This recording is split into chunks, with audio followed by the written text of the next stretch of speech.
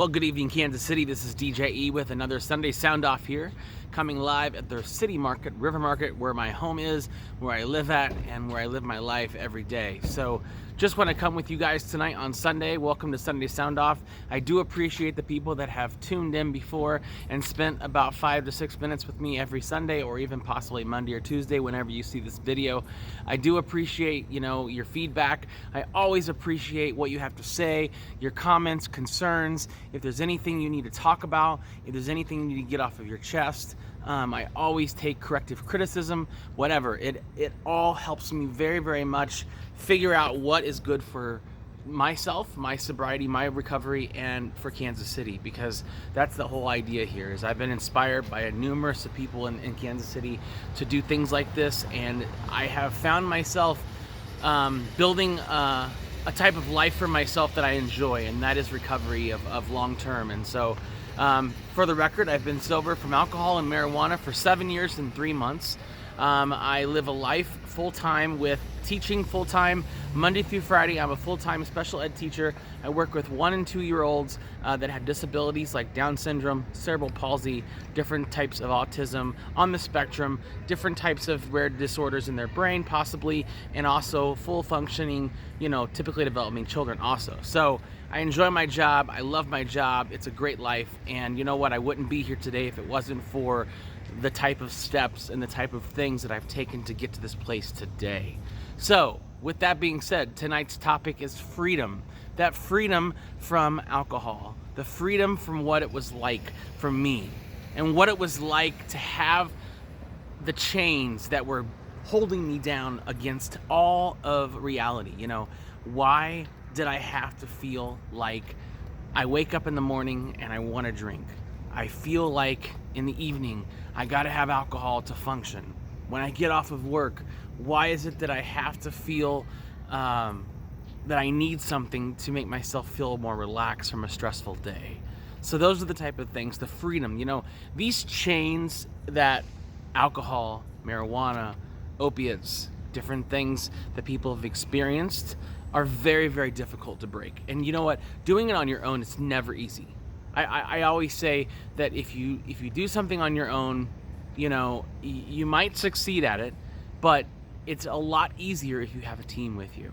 And you know what? We have to get out of those uncomfortable spots, because for me, the uncomfortable spots is what held me back in the beginning. And I'm 40 years old, and I don't have any kids or anything. But when I was 28, to backtrack a little bit, I wanted a family. I wanted to get married. I wanted all this stuff. I wanted all this type of lifestyle that my parents have and had. And I had to find a different direction. My life was going different directions. Yes, I went to college. Yes, I did all that. But I found myself wanting to take my DJing career to another level. I wanted to perform more. I wanted to be out in the community more. I wanted to do also more charitable work, but I didn't know how to control my demons.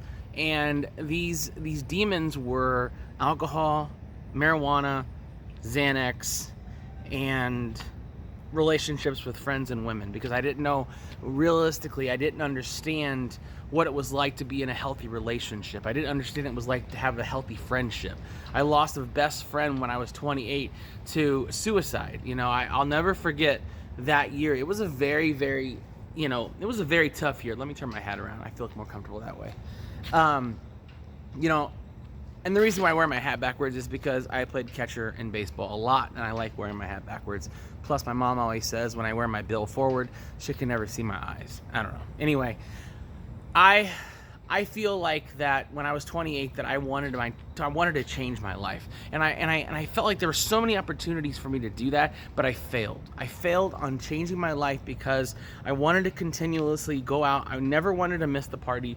I never wanted to say no to stuff. I always wanted to experience the next thing, the next day, the next hour. If it was exciting, I had to go do it. If it was a plane ticket to go somewhere fun, I had to buy it. If it was a road trip to go somewhere where somebody was having a gig, I had to go, man. And if I had the money to do it, I wasted money constantly on stupid shit, on bottles at clubs, beer festivals, going and spending my Saturdays going wine tasting and beer tasting, and that led to me get a buzz, and then before you know it, I had to work that night, and then having to figure out, what was left from right, and trying to get through some of my shows back then, and I just didn't DJ at the Quaff. I used to professionally have a business called E Productions. I had 5 different DJs working for me. We did everything from wedding receptions to events, to club different events, karaoke even, and then I worked for another company called B Sharp Entertainment. Shout out to Chelly. And you know what? Honestly, these types of lifestyles that I was living, there was no breaks of drinking. Like, everybody was buying shots. Here, I got a shot for you. Here you go. I got a drink for you. Here you go. And I felt like the chains, these heavy chains, just kept slamming down on me. Like, I just could not give up. And when I wanted to give up, it was never stopping. And so then I would wake up the next morning, and it would be Sunday morning, and I'd be like, oh, I gotta go out to Arrowhead Stadium because it's the biggest game of the week. It's the Packers, it's the Chiefs, or it's the Chiefs, it's the Broncos, or something like, sometime in September, like right now. And then I would realize that, oh my God, I gotta throw up because I don't feel good and I feel like shit. Because I was a piece of shit. I drank so much that nobody wanted to be around me. I was embarrassing to myself. I was fat and disgusting. I was having nightmares and dreams, and I would only be able to sleep because I had to drink to fall asleep. And that's true for even like a nap. I'd have to come home and take a couple shots of vodka. That way I could fall asleep and take a nap. Come on.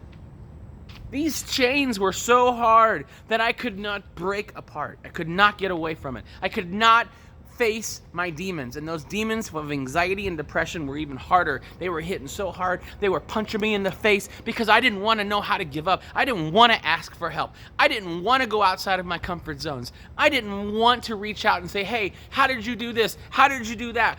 Do you have any ideas? Do you have any suggestions?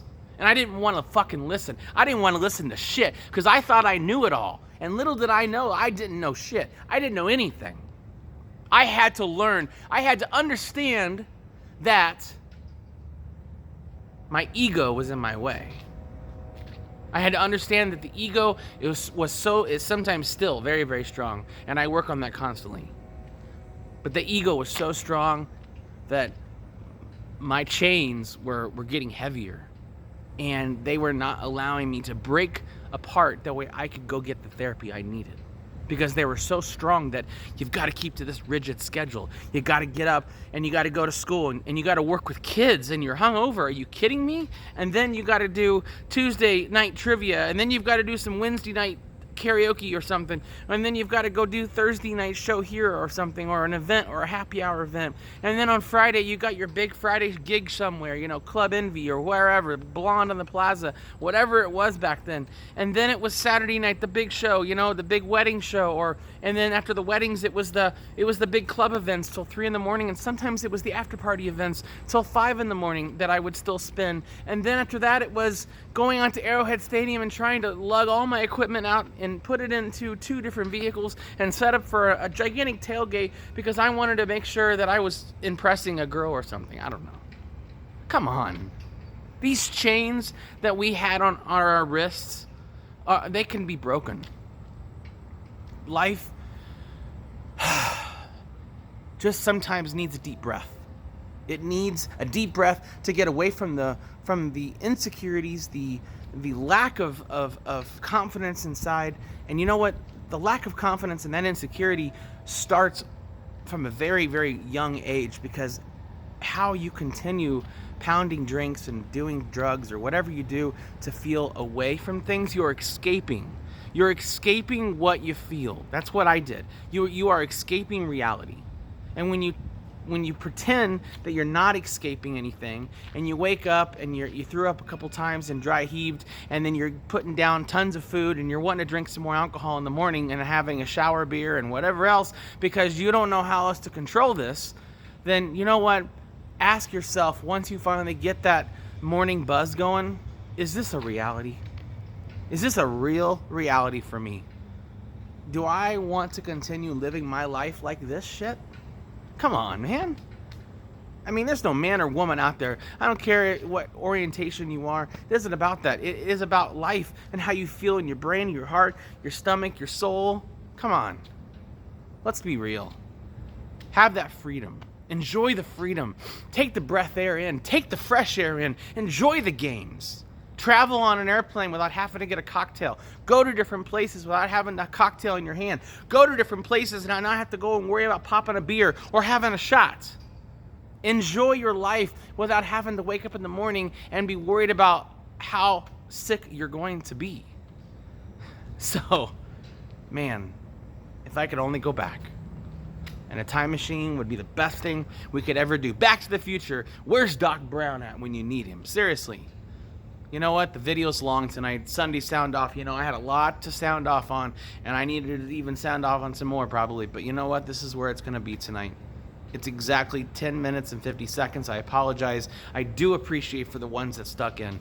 The biggest suggestion I have on Sunday Sound Off is you don't have to look at my face when I'm talking. Just put the phone down and keep yourself busy. And you're in the room or your car or when you're driving. You don't have to look at me when I'm talking. So you can scroll or whatever else. If you have YouTube Red, you can put in the backdrop and you don't have to worry about, seeing the video. You can just listen to it. So, I'm trying my best to make this as simple as possible. And everybody's very busy. Everybody's very, very, always constantly with technology and going through.